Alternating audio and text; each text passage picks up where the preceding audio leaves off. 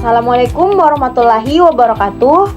Perkenalkan, nama saya Aurelia Ramadhani S dengan NIM 220304502031. Program Studi Administrasi Kesehatan Universitas Negeri Makassar Angkatan 2022.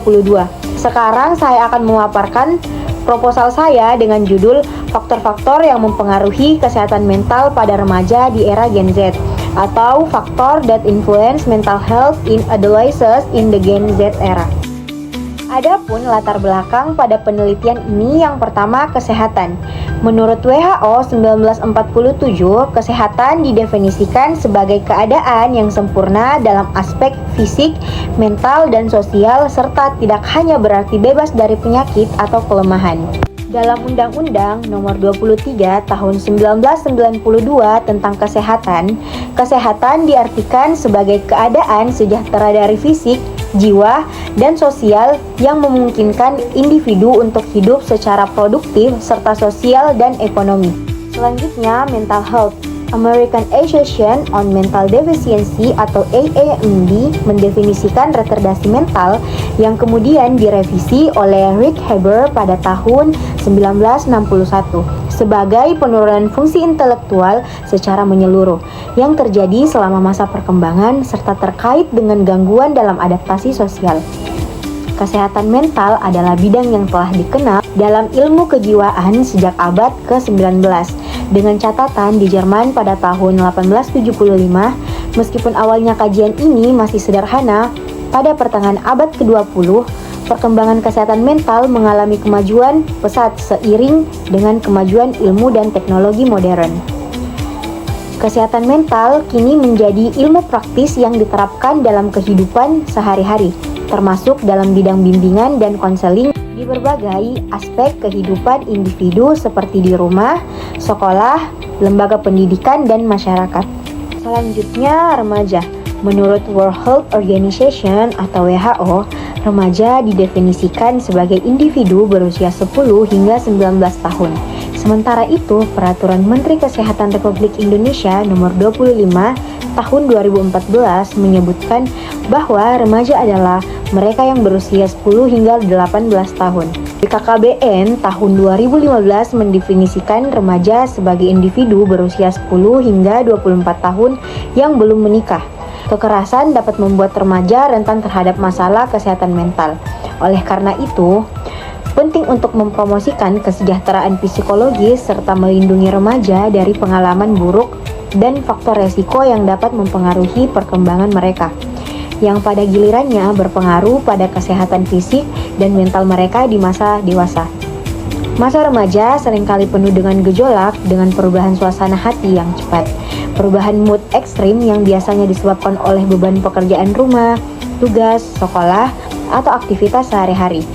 Meskipun suasana hati remaja bisa berubah-ubah, hal ini tidak selalu menunjukkan adanya masalah psikologis.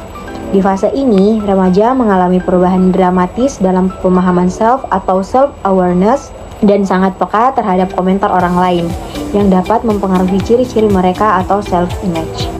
Selanjutnya, ada rumusan masalah.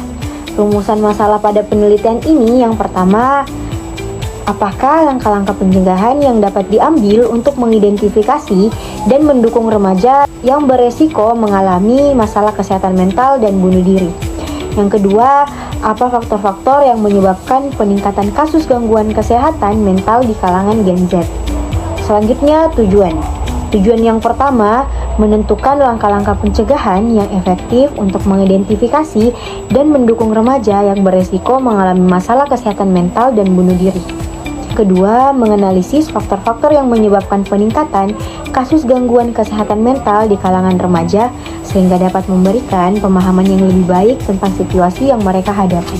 Adapun manfaat, yaitu penelitian ini dapat memberikan rekomendasi kebijakan yang lebih baik dalam upaya pencegahan dan penanganan masalah kesehatan mental di kalangan remaja, serta meningkatkan program-program yang sudah ada. Selanjutnya, meningkatkan kesadaran tentang isu kesehatan mental di kalangan remaja, serta mengurangi stigma yang seringkali melekat pada masalah ini, sehingga mendorong dukungan sosial yang lebih luas. Oke, selanjutnya di bab 2 ada tinjauan pustaka. Yang pertama, membahas tentang mental health. Mental health atau kesehatan mental sangat penting dalam kehidupan seseorang. Dengan mental yang sehat, individu dapat menjalani aktivitas sebagai makhluk hidup. Kondisi mental yang baik akan mendukung perkembangan seseorang ke arah yang lebih positif di masa depan. Kesehatan mental didefinisikan sebagai keadaan di mana seseorang menyadari kemampuan dirinya dapat mengatasi tekanan hidup yang wajar, bekerja secara produktif, dan memberikan kontribusi kepada lingkungan. Di sisi lain, masalah kesehatan mental merupakan ketidakmampuan seseorang untuk menyesuaikan diri dengan tuntutan dan kondisi lingkungan yang melibatkan ketidakmampuan tertentu. Salah satu masalah yang banyak dihadapi remaja adalah masalah pertemanan. Menurut Rohman dan Heru, tahun 2016 merupakan ketidakmampuan remaja dalam membangun hubungan pertemanan yang baik dengan teman sebayanya. Penelitian ini oleh Hightower yang dikutip dalam buku Dewi tahun 2012 menunjukkan bahwa hubungan yang harmonis dengan teman sebaya selama masa remaja berhubungan positif dengan kesehatan mental di masa dewasa. Kegagalan remaja dalam bersosialisasi dapat mengakibatkan sifat pemalu, kesendirian, kurangnya percaya diri, atau bahkan perilaku sombong, keras kepala, dan canggung dalam situasi sosial. Di bab 3, metodologi penelitian. Yang pertama, ada jenis penelitian. Penelitian ini menggunakan metode kuantitatif untuk mengumpulkan data yang dapat diukur secara statistik, misalnya survei atau kuesioner. Dapat digunakan untuk mengumpulkan informasi mengenai faktor-faktor yang mempengaruhi kesehatan mental remaja di era Gen Z. Yang kedua, waktu dan tempat penelitian. Tempat penelitian ini terletak di Kota Makassar, Sulawesi Selatan, Indonesia. Waktu penelitian ini dilaksanakan pada tanggal 15 Agustus 2024 sampai 30 Maret 2025. Selanjutnya, desain penelitian. Penelitian ini menggunakan metode kuantitatif yang mengandalkan analisis statistik. Metode ini dirancang untuk menjawab pertanyaan penelitian dengan mengukur variabel-variabel secara akurat, sehingga hasilnya bisa diterapkan secara umum tanpa terpengaruh oleh waktu, tempat, dan situasi tertentu. Menurut Surdayana, tahun 2022, penelitian kuantitatif adalah penelitian yang menekankan pada analisis data-data. Data dikumpulkan dengan menggunakan alat penelitian lalu dianalisis menggunakan teknik-teknik statistik untuk menguji hipotesis yang telah ditetapkan sebelumnya. Dengan demikian, pendekatan kuantitatif ini bertujuan untuk menguji hipotesis dengan tepat melalui data statistik. Dalam penelitian ini, pendekatan kuantitatif digunakan untuk mengukur sejauh mana pengaruh sosial media terhadap mental health pada remaja di era Gen Z. Selanjutnya, populasi dan sampel. Yang pertama ada populasi. Menurut Sugiono, tahun 2017, populasi adalah wilayah generalisasi yang terdiri atas objek-objek yang mempunyai kuantitas dan karakteristik tertentu yang ditetapkan oleh peneliti untuk dipelajari dan kemudian ditarik kesimpulannya. Selanjutnya ada sampel. Menurut Sugiono, tahun 2017, sampel adalah bagian dari jumlah dan karakteristik yang dimiliki oleh populasi. Dalam penelitian ini, sampel yang digunakan adalah remaja penduduk Kota Makassar yang berjumlah 50 orang. Yang terakhir ada interpretasi data. Yang pertama, teknik pengumpulan data. Teknik pengumpulan data merupakan langkah yang paling utama dalam penelitian karena tujuan utama dari penelitian ini adalah mendapatkan data. Tanpa mengetahui teknik pengumpulan data, maka peneliti tidak akan mendapatkan data yang memenuhi standar data yang ditetapkan. Penelitian ini menggunakan beberapa metode pengumpulan data, yaitu kuesioner.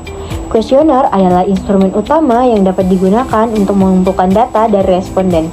Pertanyaan dalam kuesioner dibuat berdasarkan indikator-indikator dari variabel penelitian, di mana pengaruh mental health terhadap remaja di era Gen Z sebagai kesehatan mental X dan remaja sebagai variabel terikat Y. Skala pengukuran yang digunakan dalam penelitian ini adalah skala Likert dengan pilihan yang pertama, skala 1 sangat tidak setuju atau STS, skala 2 tidak setuju atau TS, skala 3 cukup tidak setuju atau CS, skala 4 setuju atau S, kelima sangat setuju atau SS. Selanjutnya wawancara. Wawancara dilakukan dengan beberapa siswa untuk mendapatkan pemahaman yang lebih baik mengenai faktor-faktor yang mempengaruhi kesehatan mental pada remaja. Wawancara ini akan bersifat semi terstruktur kepada remaja tersebut, memberikan kesempatan kepada remaja untuk menjelaskan pendapat dan pengalaman mereka. Yang terakhir, observasi. Observasi dilakukan untuk menambah data yang diperoleh oleh kuesioner. Fokusnya adalah mengamati cara remaja berinteraksi sosial di era Gen Z. Baiklah, itulah tadi hasil presentasi dari proposal saya. Kurang dan lebihnya mohon dimaafkan. Wabillahi taufiq wal hidayah. Wassalamualaikum warahmatullahi wabarakatuh.